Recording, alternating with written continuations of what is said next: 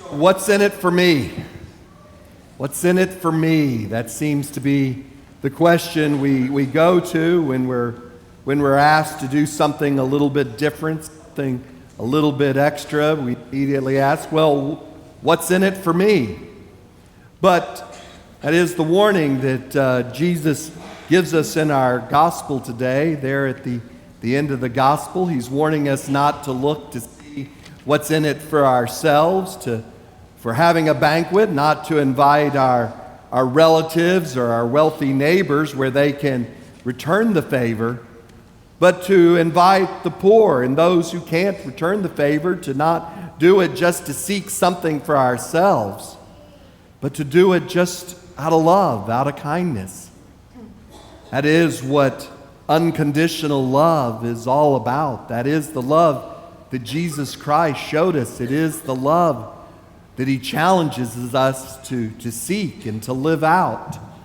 But unfortunately, we all too often can't do that. We put conditions on our love. I'll love you if you love me. And that's why when we have problems in our family or with relatives and all, that it all seems to start falling apart because, well, if you're not going to love me, I'm not going to love you. And it just deteriorates. It's hard to have unconditional love. See, unconditional love makes us vulnerable. For us to really have unconditional love, we have to have humility.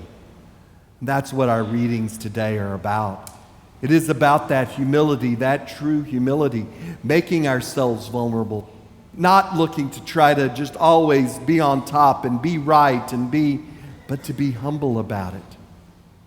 And we can't talk about humility here in this week before Mother Teresa is canonized without talking about Mother Teresa. And a story that I've heard about Mother Teresa, I'm not sure whether it's true or not, it may be a legend, but it certainly fits her, is that there was this businessman who went over to visit her convent, her home, her hospital there, and went on a visit throughout the place, and they went and visited and came back, and at the end said, well, that really looked good. He saw where they were helping all these people and all, and he said, I really enjoyed the visit, but I was hoping that I could meet Mother Teresa.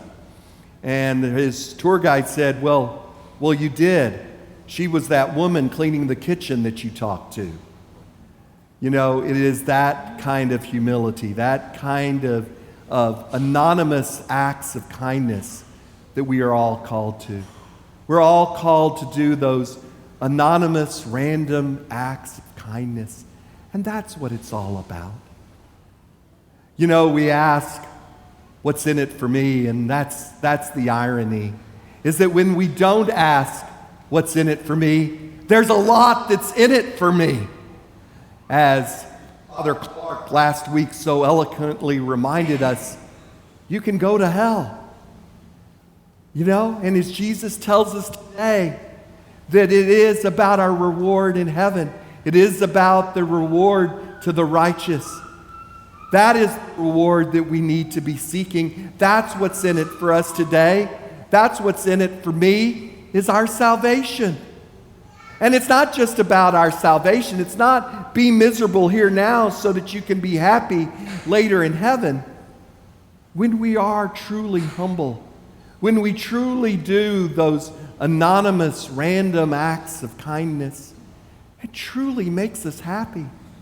That is what brings joy into our life. If we're not worried and stressed out about our placement and where we are and how we compare to other people, and if we are truly humble about it, and if we truly reach out with unconditional love, truly share Christ's love with each other, truly do those anonymous, random acts of kindness, we'll find ourselves being truly happy and truly filled with the peace of Christ that surpasses all understanding. That's what it's about. It's not about not setting goals, not trying to achieve things. Humility is about trying to achieve, but recognizing what it is we're trying to achieve and who it is that we get that achievement from. Mother Teresa had goals, but her goals were simple goals. To just help that next person who comes in.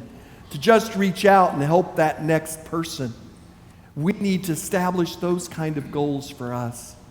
And that's really what this goal for our parish of 50-50 by 2020 is all about.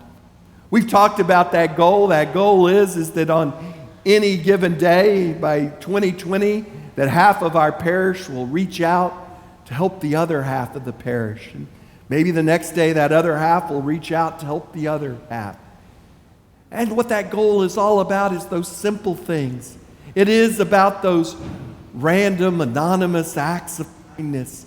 It is about just going up and greeting someone who's hurting or just listening to someone and talking. And that's why we look for all of these opportunities that we can come together as a community, whether it's to be involved in a ministry or be involved in a small group or just simply to linger around after Mass at our hospitality or just turn to each other and greet each other here at Mass. That's what it's about. See, because it is when we do those things, when we reach out and we do those anonymous random acts of kindness that we can truly thrive. Are you thriving or just surviving? We thrive when we allow God's love to come in our life and we share that love with each other. Today in the bulletin we have a newsletter to kind of give you a state of the parish. And I'm excited to tell you that I do believe this parish is thriving, not just surviving. Oh yeah, I can point to the statistics. Our contributions were up by 5% again this last year. We thank you for that. But it goes beyond just the numbers, it goes beyond just those statistics. We can look around and we can look at the back to school backpack bash that we had last weekend to see how we're thriving. We can look at all of those family events that we had, the vacation Bible school where we had over 100 kids and had over 60 volunteers, the Divine Mercy family event. We can look at our parish's response to the flood victims this last year, both monetarily and going and helping them at the distribution center, and now the response to the emergency shelter, the people that are coming out to help us create this emergency shelter, the number of people who take communion to the sick. We can see so many good things going on in our faith formation program as it continues to grow and thrive. Definitely our parish is thriving, not just surviving, and that is only by God's grace. That is only because we are reaching out and sharing God's grace with each other. You look and it is kind of amazing because you look around us, you look at our economy, and I know more people who have been laid off this last year than the year before. Here, there was a stretch here this year where it seemed like every month I was doing another funeral, and I would say, this funeral is the hardest funeral that I've ever done. We've had a lot of loss and a lot of grief in our parish.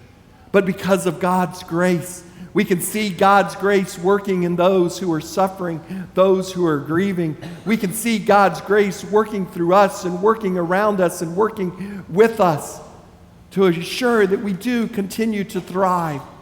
It is those random acts of kindness. It is those going out and trying to help one another and just being there for one another. Here after Mass, we'll have our Come and See Ministry Festival, and I invite you to go over there and see what ministries you can become part of, what ministries and organizations and all that you can. It's there to just give us that opportunity to reach out and help each other, to reach out and just do those random acts of kindness. See, because it is when we do those random acts of kindness that we do truly thrive, that we don't just survive. It is those random acts of kindness, that unconditional love, that gives us true happiness. And it is that unconditional love that ultimately our salvation rides upon.